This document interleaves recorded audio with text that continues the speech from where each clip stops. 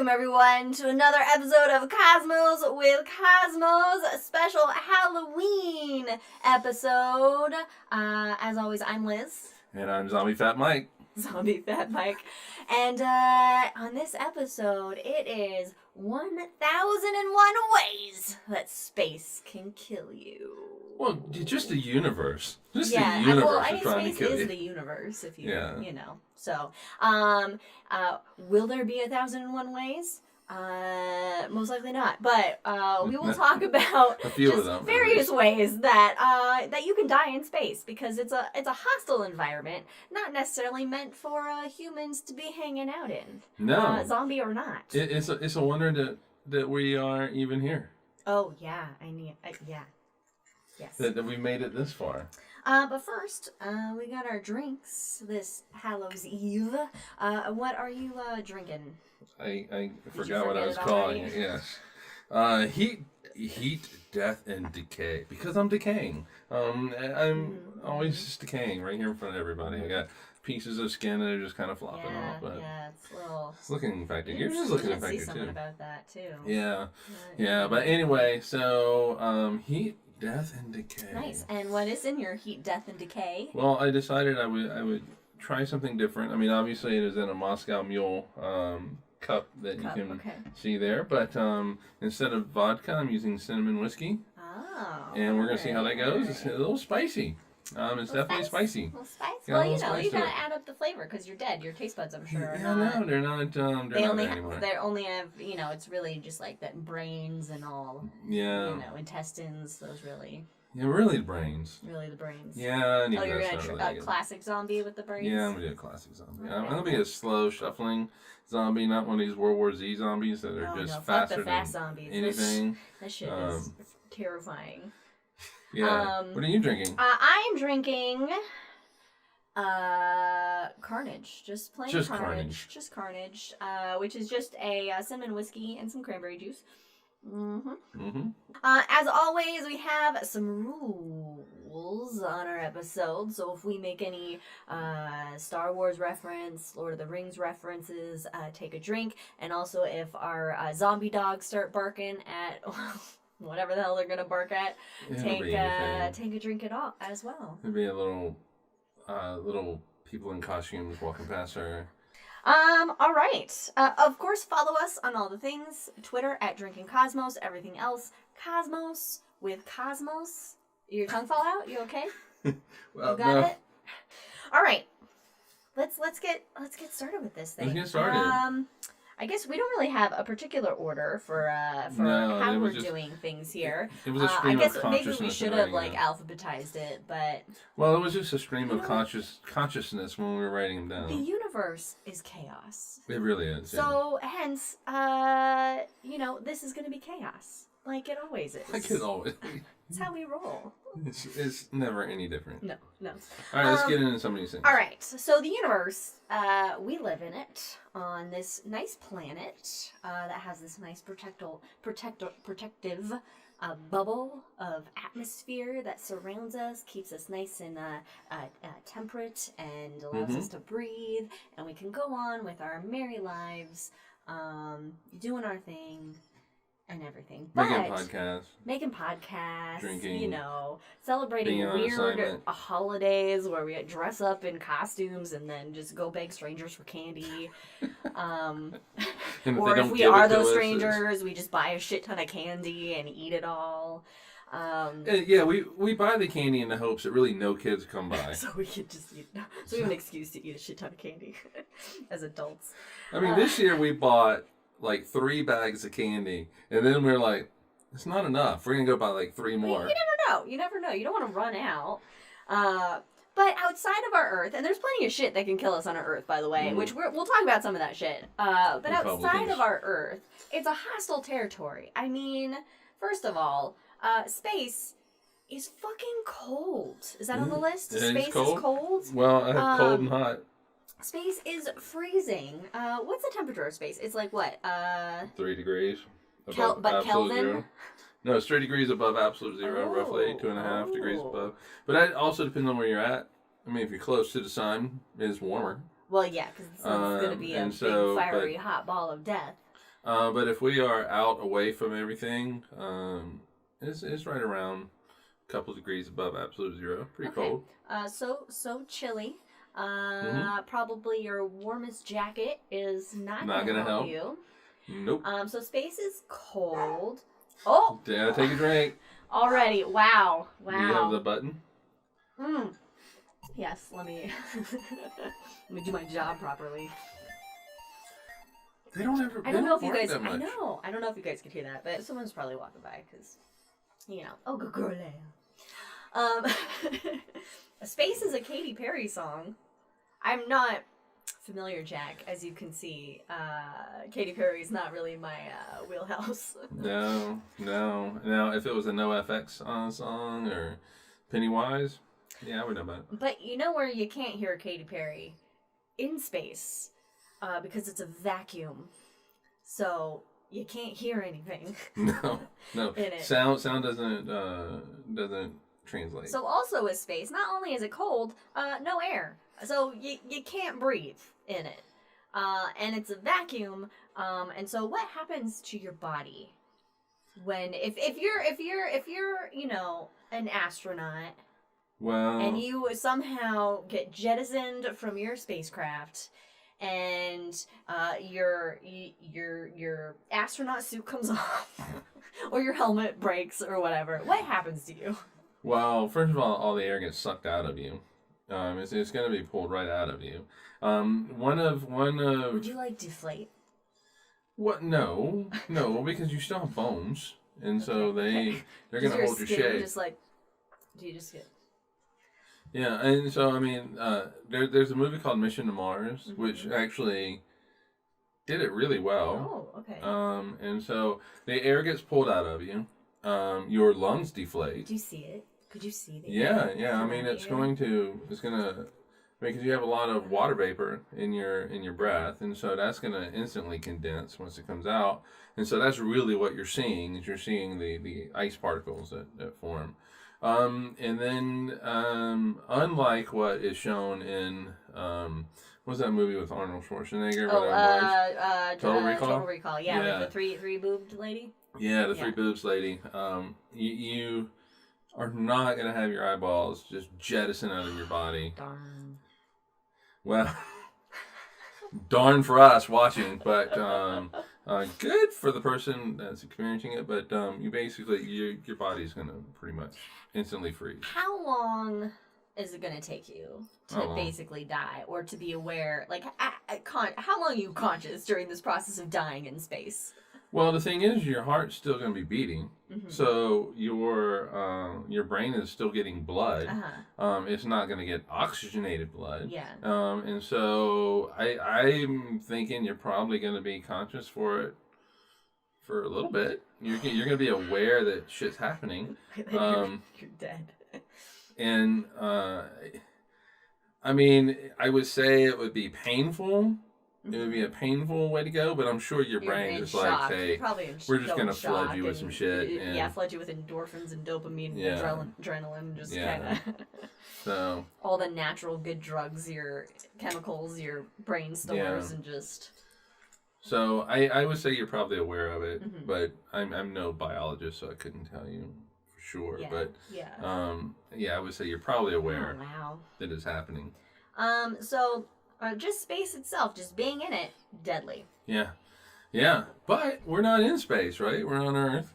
We are on Earth. And we are swimming in an ocean of air, the atmosphere, and that protects us in more ways than one. It keeps the cold out. At least our atmosphere does. It's a nice mixture of nitrogen, oxygen, and just the right amount. Or it used to be just the right amount of carbon dioxide. Now the scales are tipping on that a little bit. Yeah. And so that carbon dioxide kind of acts like a nice little blanket. Kind of keeps some of the heat in. We want to trap some heat. Not too much. Not too much. Not too little. And so it does trap the heat and makes the planet on average about 75 degrees, but that is going up. Unfortunately. And so you do have where we are just right.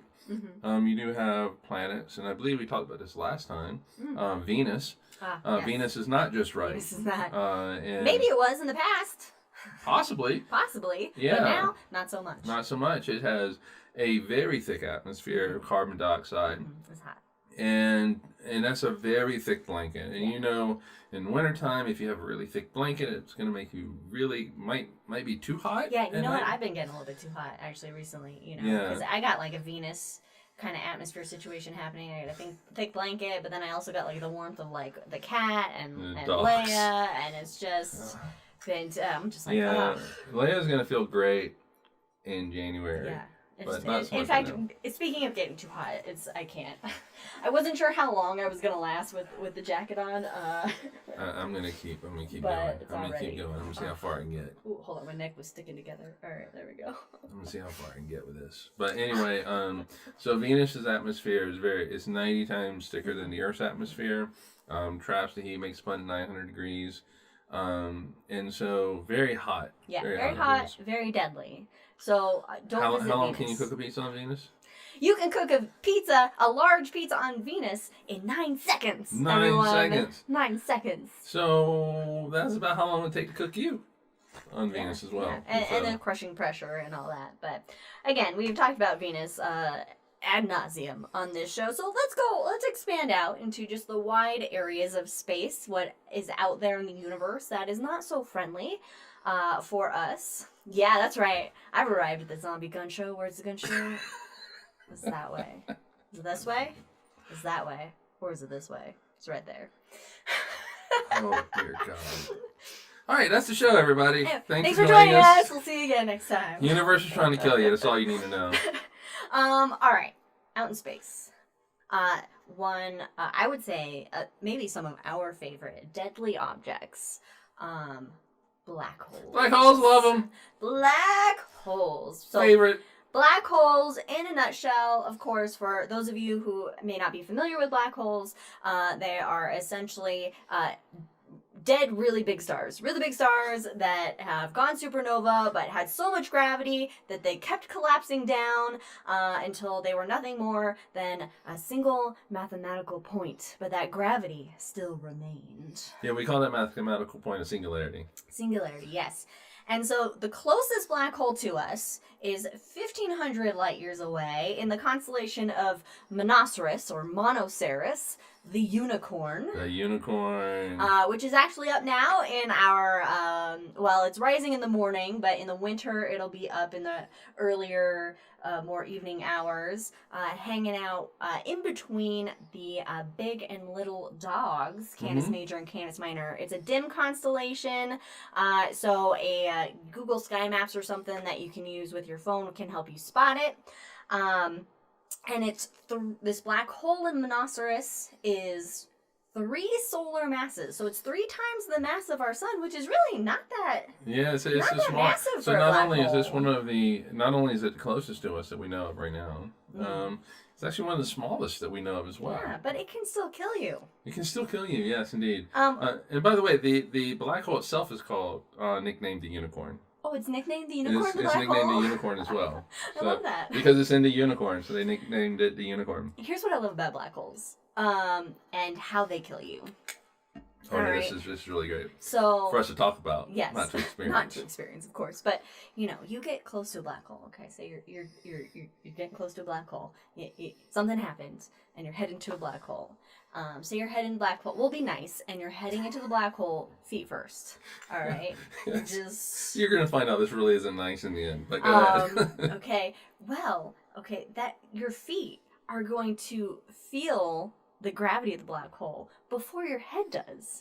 And so what's going to happen is your body is going to start to stretch out. Yeah. As that black hole pulls on your feet, you start stretching out in a process known as my second favorite scientific term, spaghettification. Spaghettification. It's an actual scientific term now. I love it so much. Yeah, it's like in the Oxford Dictionary or whatever. But so you stretch out. Yeah, because your feet are feeling stronger gravity than your head, so you stretch out. And it's basically tidal forces, but not only do you stretch out, you get skinnier. And so... I mean, that's not so bad. Okay, but the problem is... You get taller. You get taller and skinnier. Fat Mike needs more skinny in his life. However, the problem is that you can only stretch so far before something happens. Uh-oh. And that something is pop. You pop in half. You get ripped apart. But like this, it doesn't stop. Like even your like atoms, your molecules are getting ripped apart by the gravity of the black hole. My mom just said in the comments, the rack. Yeah, it is the ultimate medieval torture device. It's as old as well, not as old as the universe, but as old as the first super massive stars that died and turned to black holes. Yeah, and so, so really and truly, at the end of the day, you start out falling into this black hole, but all that is left of you when you actually cross that event horizons, or as you get down really close to that singularity, is nothing but quarks and electrons. Now, how are you perceiving this happening to yourself? Very painfully. So, At first, it's probably going to feel pretty good. You know, when you wake up in the morning, that's one of the first things you do is you stretch, and it feels. In the morning and I don't know. And it feels so good when you stretch, right? Yeah, It feels amazing. Yeah, but that stretch, it's just going to keep going until there's this pop, and you get popped right in half, and so you're left with like. If you could perceive this... I mean, then your entrails are just going to start stretching. Then they get pulled out. Yeah, so so here in the upper half, your intestines get pulled out. And what does this look like to an observer? Because time is different, right? Time is altered. The closer you get to a black hole, like time slows down for you. So how long do you... Well, from our perspective, time slows down for the person falling into it. Yes. So you just see this, like, just this... slow ass just ripping apart of a person. I think you're probably popping. You might be popping before you cross the event horizon. If let's say you do pop before you cross the event horizon. I think you're calling it pop. Pop. Then we get to watch it, and we get to watch it in slow motion. So it's like watching them. Like in the NFL, throw some touchdown and something, and they do it in slow motion. Slow motion replay. The slow motion replay of you popping in half. Wow. But I forgot what I was going to say. But yeah, we'd be able to watch it in slow motion. But also as you get closer to the event horizon, you also. From our perspective, watching somebody fall in, that person falling in just kind of fades away. And so, and that all has to do with the effects of time and stuff like that. And, it's a really crazy thing to think about falling into a black hole. The moral of the story is... Don't fall into it. Don't get near a black hole. Just don't go there. The good news is the closest one to us is 1,500 light years away. That's true. So no time soon. No time soon. And if our sun were turned into a black hole right now... It won't. It won't. If it did. It won't. It wouldn't really affect us, right? Things would just get really cold and we'd probably die a freezing death, but... Yeah, so if it turns into a black hole, the Earth is going to continue to go around it because what the Earth is responding to is a gravity from the sun, and that's not changing. And it's not like, so when a star becomes a black hole, it's not like they get more gravity. No, it's the same gravity that they have. It just gets condensed down because there's so much. So our sun's gravity would just be the sun's gravity. Yeah, so from the Earth's perspective, it doesn't know anything's changed. It continues to march in its orbit. Now for us... We're like, oh shit. We have 8.5 minutes to enjoy sunlight, and that's about it. And after that, it starts to get very cold. Maybe not like at first, because think about it. Like we don't lose all the warmth of the day at night. Yeah. But eventually, I mean, it would. Yeah. Yeah. Tonight, if the sun were to go black hole right now, tonight will be warmer than tomorrow, which will be warmer than tomorrow night, and so forth and so on. Eventually, it's just going to get slow, too cold. Freezing death. And by slow, we mean like within probably like a week. It's But Jack says, stop giving Mother Nature ideas. Mother Nature has plenty of ideas, and we're not helping her at all. Yeah, no, Mother Nature. Or we are helping her, actually. Yeah, Republicans. That's number one on the list. Well, don't give it away, man. We're not there. We're not into the Earth stuff yet, but Republicans. Yes. Anyway, but not my dad. We'll take you out of it, Dad. So black holes out there in the universe, deadly. Don't go near them. Stay away. Observe from a distance. Something else out there in the universe that's not so friendly. A beautiful sight. Absolutely beautiful sight that ironically gives life, contributes to life in the universe, at least the life that we know of, based on the elements that are made during this process and then spread out into the universe. And I'm talking about supernovae. Supernovae. Yep, which interestingly enough gives birth to those black holes as well. Yeah, that's true. Yep. Supernovae, violent explosions of very massive stars at the end of their life when they run out of fuel. They can no longer maintain hydrostatic equilibrium, which is the balance of the outward pressure and the inward pull of gravity on the star, which is maintained through nuclear fusion. Right. But when they run out of basically fuel in their cores and are no longer able to produce that energy, gravity takes over in a violent fashion for very large stars by just basically collapsing down in on themselves. Yeah, it's very fast, and so the outer atmosphere of this star just collapses down and rebounds, and that rebounding is what destroys the star and sends out all these and actually creates elements. And I was reading gold and platinum and all the heavier elements. And I was reading things are heavier than iron. Yeah, and I was reading that for Supernova 1987A, which was in the Large Magellanic Cloud, which was one of the closest ones to us in a very long time. Was it discovered in 1987? Yeah, February of 1987, I do believe. It produced enough gold to make 3 solid Earths of gold. And it's just in that one explosion, which to me was just an amazing thing to think about. You know? That was amazing, but also deadly. Very deadly, yeah. You have a violent explosion, and then you have high energy radiation that is streaming out as well. Yeah, so if you look at it from the perspective of a planet going around this star that just exploded, the shock wave is going to destroy that planet. And so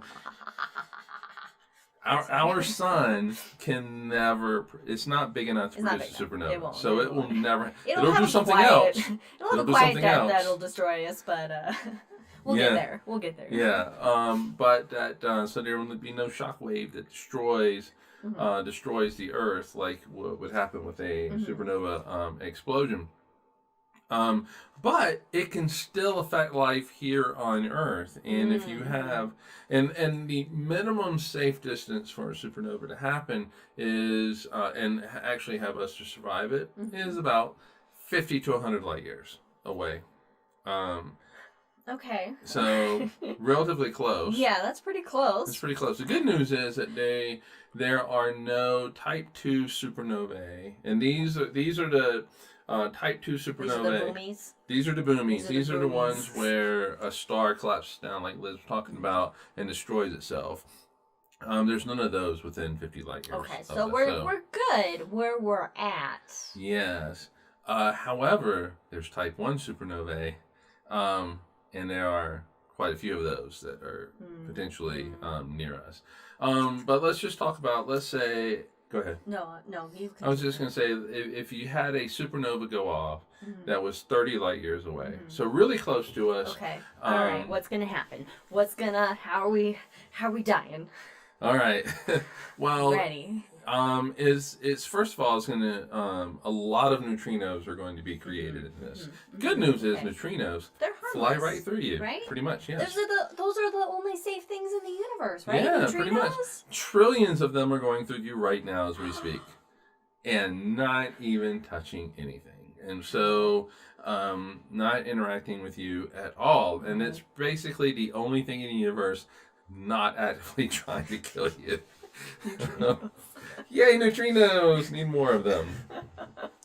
However, there will be a lot of like X-rays and gamma rays that are created in this explosion, and what those X-rays and gamma rays are going to do is they're going to break down our ozone layer, and ozone is really important to keep out like X-rays and ultraviolet light. That's why aerosols were a huge kind of issue.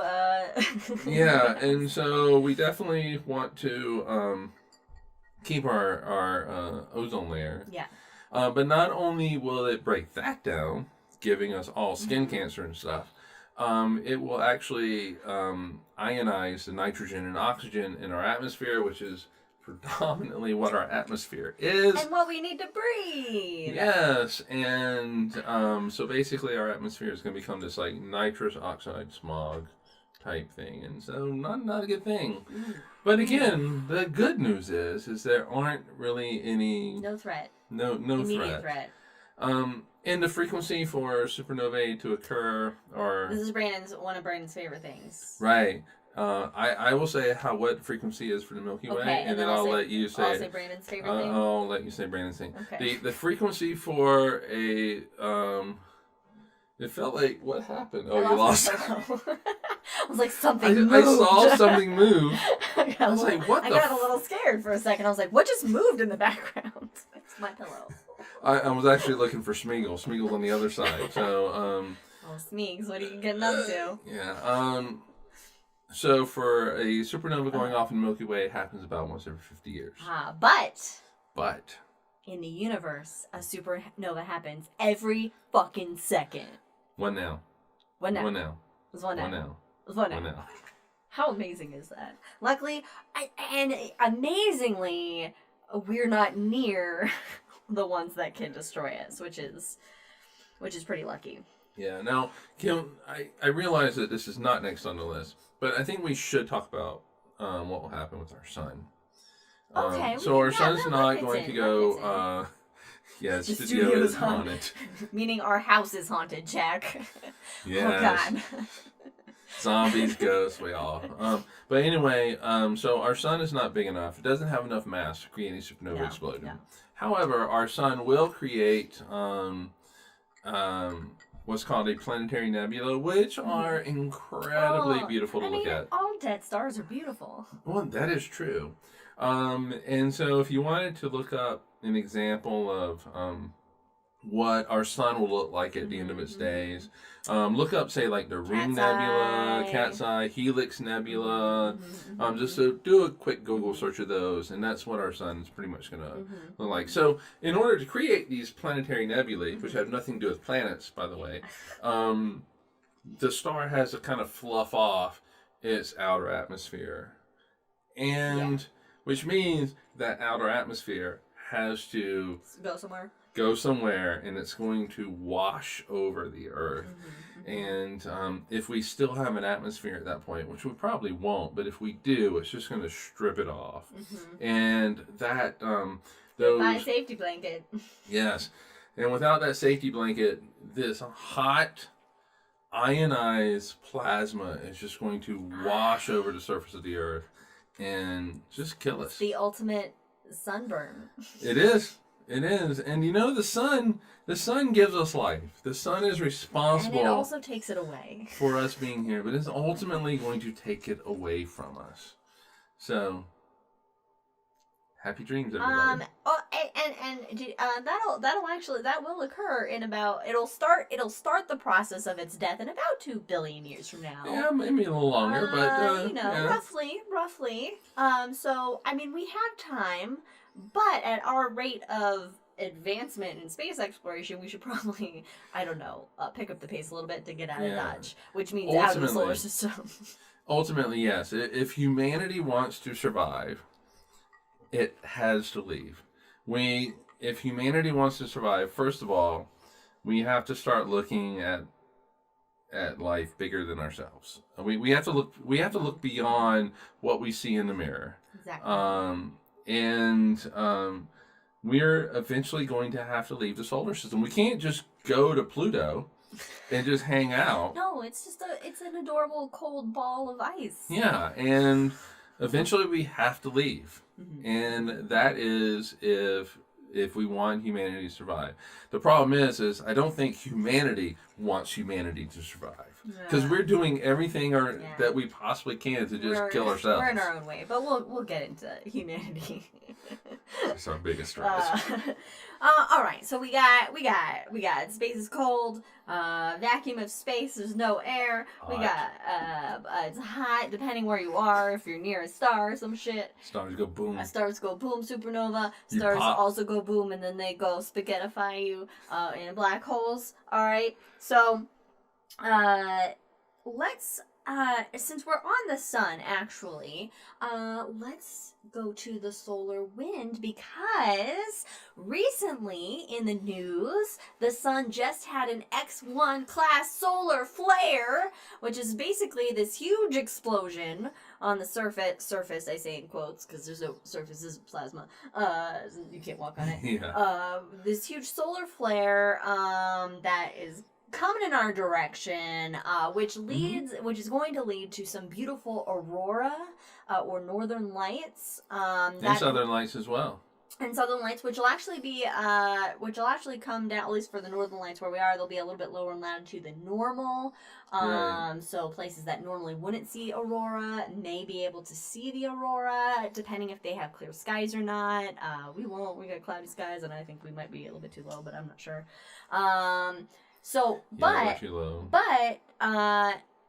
The sun is constantly streaming out high energy particles in what's known as the solar wind, which, if you are not under the protective blanket of the atmosphere or the protective extra blanket of our magnetic field, which basically acts as like a little buffer, it takes these incoming high energy particles from the solar wind, and it's like boop, boop. Go that way. Go that way. Stream that way.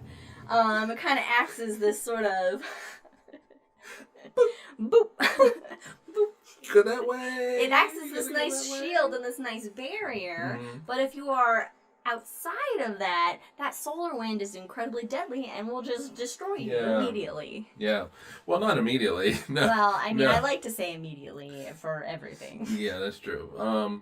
So, all my blood is just just. I know, you're sweating, and so it's starting to it's just dripping. But you know what? I like it.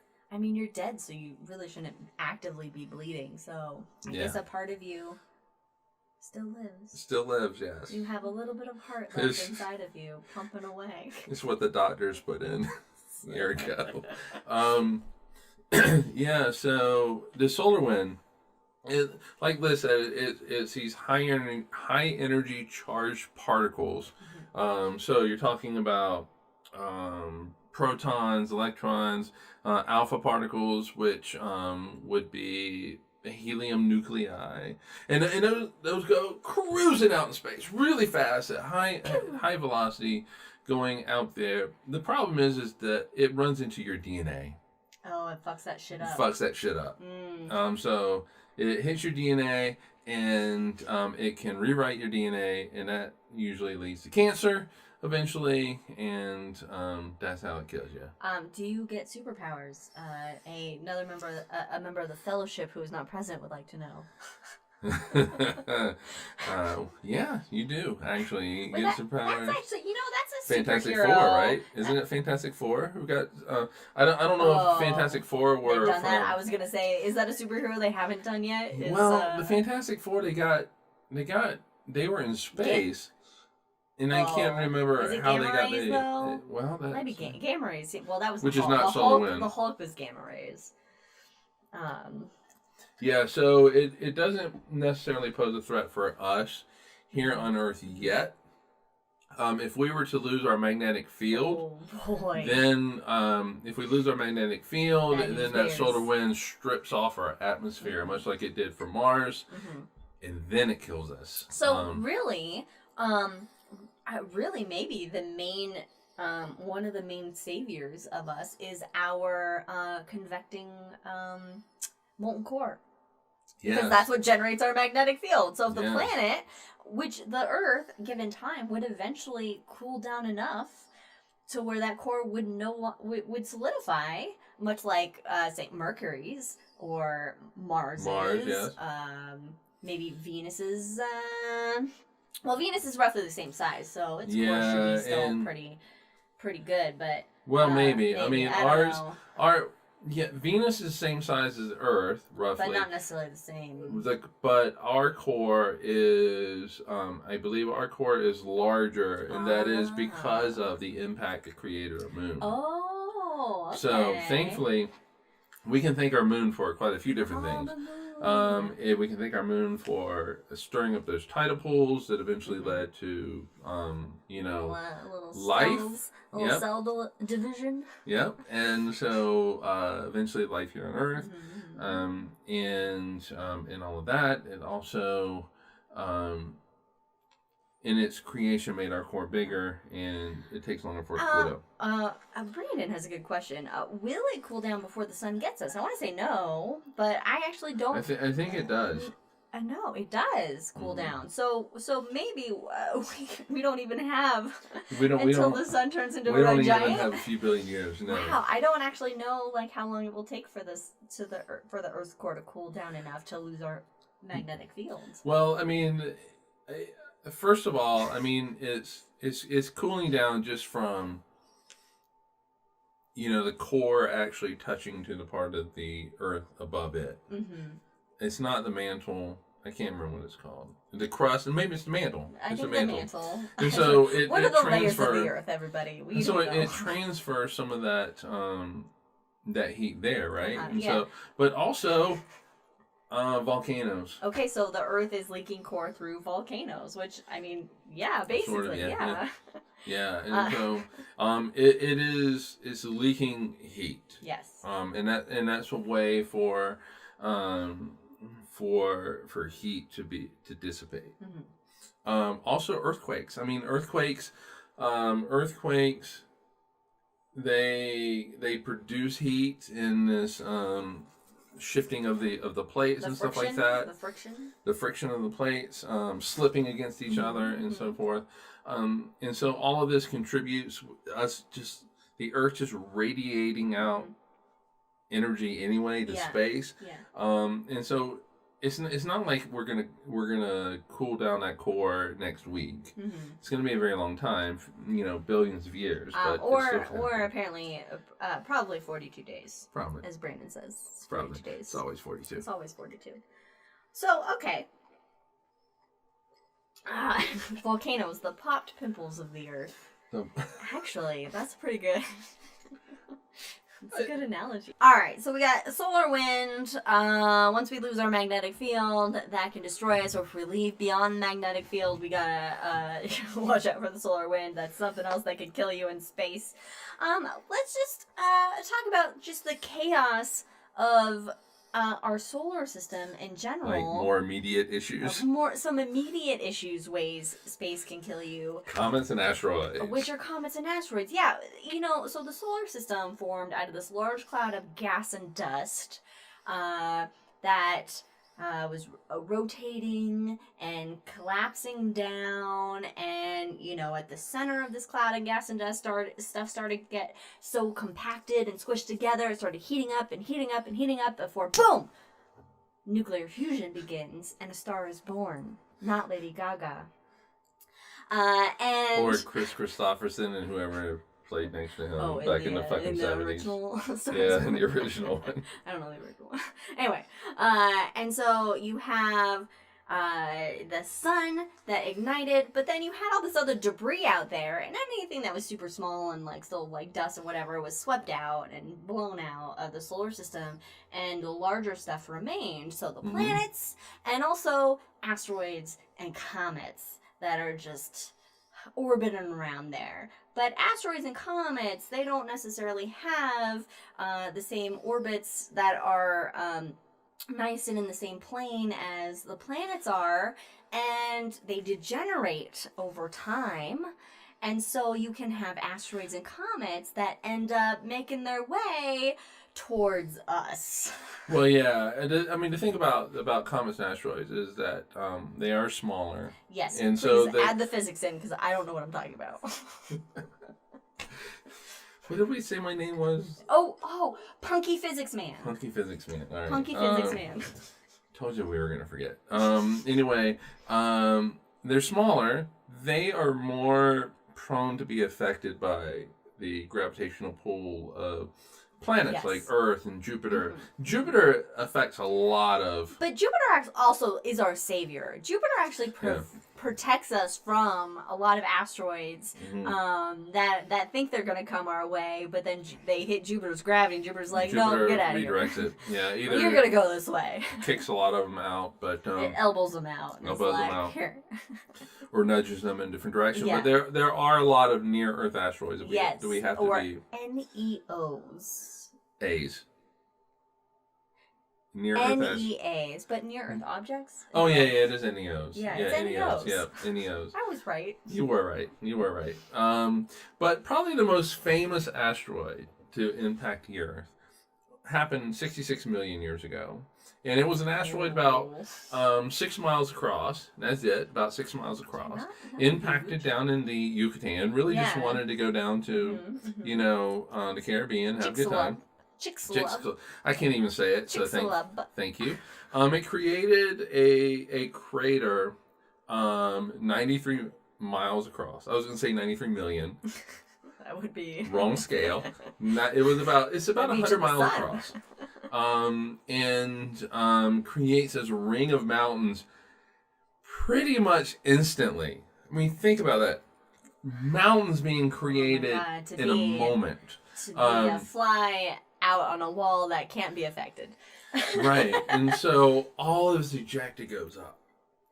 And goes out and rains back down onto the surface of the Earth. Thousands of miles away. Things are catching on fire because of these raining rocks, this molten rock falling down onto the surface. Not only that, just the friction and the heat of the atmosphere causes massive wildfires to happen. Just within a few thousand miles of the impact site. Tsunamis occur. The impact happens and knocks all this water out, but the water comes rushing back in and creates these tsunamis that just go around the Earth many times, and it leads to the demise eventually of the dinosaurs. Good for mammals. Good for mammals. The only thing that survived from the dinosaurs were birds. So when you go out and you look at you see a bird, you're like alligators or crocodiles and shit. Well, they aren't dinosaurs though, but they did survive. It knocked all of this stuff up. So not only did the dinosaurs just have to deal with the impact of that day, it lasts. And all of this material goes up and is suspended in the atmosphere and blocks out the sun. So that impact day was hot, but then it cools down, and it leads to the die-off of a lot of vegetation, which how much of life on Earth was I don't have it. It was like 95% of life on the Earth was destroyed in this impact. Now, thankfully, an impact like that only happens every, we'll say 100 to 250 million years. Yeah, So we talk about how we have a few billion years to leave the Earth. We don't. We probably only have... Joke's on us. 100 million years or so that we have to leave the Earth before an impact like this will happen. The good news is... we have a space program? We do have a space program, and that space program is actively looking for these near-Earth objects. However, we can't always see them because if they come from the direction of the sun, we're kind of blind to them, as we found out. Yes. In February of 2013. Yes, with Chelyabinsk. I know I'm mispronouncing it. Chelyabinsk. That sounds right. Whatever. Yeah. We're not Russian. So, interestingly enough, on the day that Chelyabinsk happened, we were expecting an asteroid to fly past the Earth. And we got a different one. It was it was a different one. And we knew about it. We knew about this asteroid. And we knew that it was safely past us, pretty wide margin, and we wouldn't have to worry about it at whatsoever at all. However, Russia found out, well, at least part of Russia, found out there was another asteroid in the neighborhood. And it actually came from the direction of the sun. We never fucking knew it was coming. Yeah, because we never the sun was in the ever way. saw it. And it came, we were blind to it. And it came down, this asteroid, this meteoroid was about, it was about the size of our dome in Phoenix. So it was about 60 feet across. It was 66 foot across. And it came down at a shallow angle, which was good. Really good for Chelyabinsk in these towns. And it came in and exploded, I think, about 19 miles above the surface of the Earth. But that shock wave came down and just knocked out all these windows and stuff like that. Yeah, there were people that were injured. No one was killed, luckily. 1,500 people were injured. But people were injured. And so, I mean, that really kind of hit home, For some if you will, that asteroids are a huge threat and a major way that the universe is actively trying to kill us. I shouldn't say actively trying, because it's not aware, it's not conscious, but you know, asteroids are an immediate threat to our life on Earth because we can't always see them, and we don't always see them, and we do not have enough resources that we have allocated to look for them. Right. Right. I mean, because it's such, I don't know, asteroid impacts to me, well, not to me, but I feel like just to the normal public and governments and whatever aren't, they're not really a thing you think about. It's in like an abstract idea. Right. Or it's a Bruce Willis movie, you know? Right. Like, it's not... It's a movie threat versus where, no, so much space shit is flying around out there. Right. And you know, I think, interestingly enough, the day that it happened, the UN, it was the UN. It wasn't really anybody else, except for maybe Russia. Well, but the UN was like, oh shit, we need to do something about this. This is something we need to think about. But the problem is governments... I mean, our government right now, for the U.S. Something you can see and touch, it's not like a tangible threat. Yeah, it's so fucking dysfunctional right now. Well. And we can't even handle COVID. We can't even handle a virus. Because we can't see it. Which is originating here on Earth. Mm-hmm. It's just a normal byproduct of evolution, biology. And unfortunately, NASA's budget is not enough to really... All NASA can do... is go, hey, right there. This is one, and we've calculated its orbit, and my head is, we gotta do something, we gotta think about this. My mom asked a good question. Are asteroids the same as meteors? And no, but yes. So basically, a meteor is something that has entered the atmosphere. Right. So if it's in space, it's a meteoroid. If it's in space and it's tiny, it's a meteoroid. Right. Whereas that size is a bit fuzzy, though. Yeah, you know, but if an asteroid enters the atmosphere, then it's a meteor. And if it strikes the ground, then it's a meteorite. Yep. So it basically, the definitions change on where it is in its placement.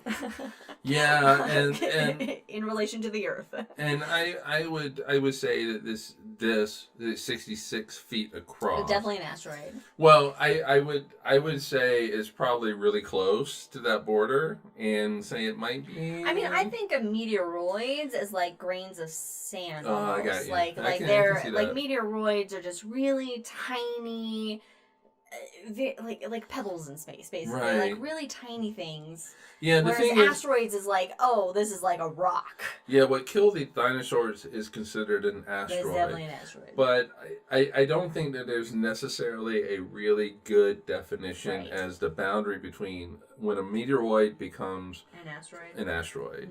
And so, I mean, this might be it.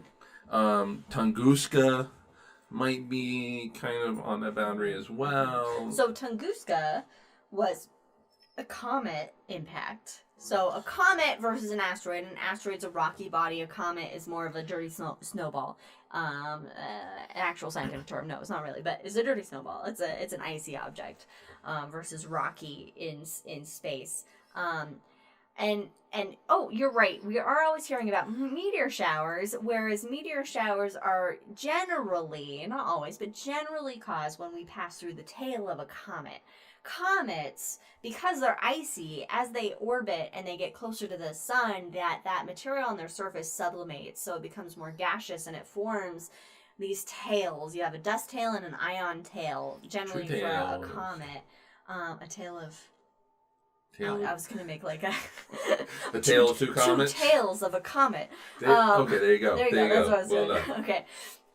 And so but they can be very long and cover a lot of distance, and so we pass through generally the dust tail of a comet, and that material then enters our atmosphere and we see it, burning up, and that's what causes a meteor shower. But when you see the beautiful tail of a comet, you're typically seeing the ion tail. But if you take a picture of that comet, you can actually see the ion tail and the dust tail, which the ion tail always points towards the sun because the sun's blowing it off. The solar wind is causing it to. And the dust tail actually shows you the orbit of the comet around the sun. But comets, just like asteroids, I mean, they're in orbit around our sun, but those orbits can be altered easily by gravitational influences. They can degenerate over time. And so we can feel those effects, whereas in Tunguska, in June of 1908, it impacted the Earth. But the amazing thing about this impact, though, is that it never touched the surface. The impact wasn't on the surface. It exploded above the surface of the Earth. However, the force of that explosion, the shockwave, essentially basically flattened the trees under it for over 830 square miles. Yeah, trees just 80 million trees. And no one was injured, but a dude did fall off his rocking chair, apparently. Yes. He was knocked off his rocking chair. It came in at 400,000 miles per hour. It basically exploded 3 to 4 miles above the surface. And it was those airwave blasts. That were felt as far away as Washington, D.C., which I did not know until I read it just now in our notes that Mike has compiled. And that kind of impact the frequencies every 200 to 1,000 years. In fact, Meteor Crater in Arizona, that never touched the surface. That also, No, that hit the surface. Did that hit the surface? Okay, just kidding. I am wrong. No, because it created that crater. Oh, because it created a crater. Now, what they did not find was the iron meteorite, which Bessinger was looking for. Oh, okay. They didn't find that. Okay. Yeah, he was looking for the iron. All right, so if there's a crater, it hit the surface. No crater, it exploded in the atmosphere, which is generally, I would say, more common is where an object is going to actually explode in the atmosphere versus making it to the ground. Yeah, because typically what's hitting us are smaller. Yeah, it's a lot of smaller stuff that's out there. And because it's just easier to have smaller things. Yeah, and there's a lot of small stuff. So those will explode in the atmosphere. But you do have some that actually do hit the ground. Meteor Crater, beautiful example. Oh yeah, if you're in Arizona, go.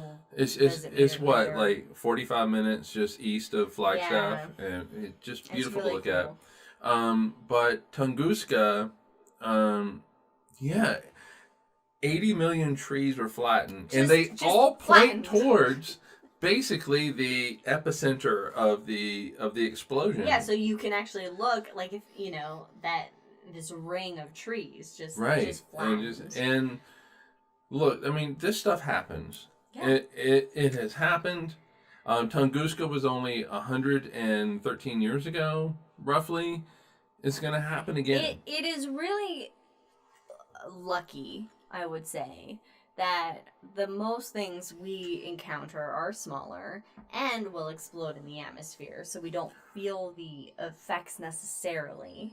And Right. only the really big stuff happens on a kind of a very long, a million of years span. The atmosphere really does protect us. The atmosphere, because that atmosphere, it creates a drag, so it slows anything that's coming into it, heats it up, which helps break it apart, that sort of thing. So, our universe is filled with debris. It's been filled with debris since it formed, and so these are things that are an immediate threat to life on Earth. And if life moves elsewhere in our solar system, they will still continue to be a threat. Right. So, yeah. All right. Yeah. I mean, should we go to the hangout? The hangover? Why does nobody remember my fun pun of hangover? Okay. I've called it hangover a lot. All right, let's recap a little bit and then just kind of list sort of some things. All right, I really want to itch my face. You want to itch it? Don't itch it. Space is cold. Space is a vacuum. It'll suck out all your air. We have black holes with spaghettification. We have supernova with deadly radiation and just fucking explosions. We have asteroids and comets that are trying to kill us. We have the sun, which is gonna turn into a red giant and basically destroy all life on Earth. But the Earth is gonna possibly cool down in its core, and that's gonna do a thing that's gonna eliminate the magnetic field, and so all the harmful radiation from space is gonna come in and destroy us all. And then we have asteroids and comets flying around that are just gonna fucking hit us all the time.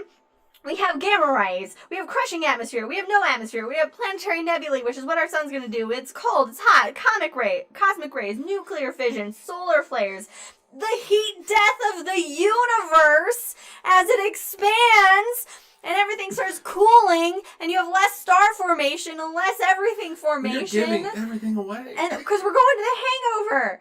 And we have proton decay. I don't know what that is. It's new physics, but whatever. Maybe we'll talk about that in the hangover. Volcanoes. Jittery planets, apparently, are happening. Climate change. Republicans. COVID-19. We're dead, folks. We're dead. Universe is trying to kill you. Happy Halloween. See everybody in 2 weeks. That's been this episode of Cosmos with Cosmos. There are, clearly we didn't cover them, there are definitely 1,001 plus ways that the universe can kill you. We forgot to mention, we'll mention it in the hangover, space vampires, we'll get into that. We didn't even mention aliens at all. Space llamas, all of that. March of the Aliens, exactly. That has been our Halloween episode. Thank you guys for joining us. Yeah, thank you. If you're with us live, hang over with us on the Hangover. Were you gonna say hang out for the hangover? I was gonna say hang out for the hangover. Follow us on all the things at Drinking Cosmos on Twitter, Cosmos with Cosmos on everything else. Like us, tell your friends about us. And we will see you guys in 2 weeks again with whatever our next topic is going to be that we haven't figured out yet. No, which I was thinking about this morning. All right, we'll see you in 2 weeks.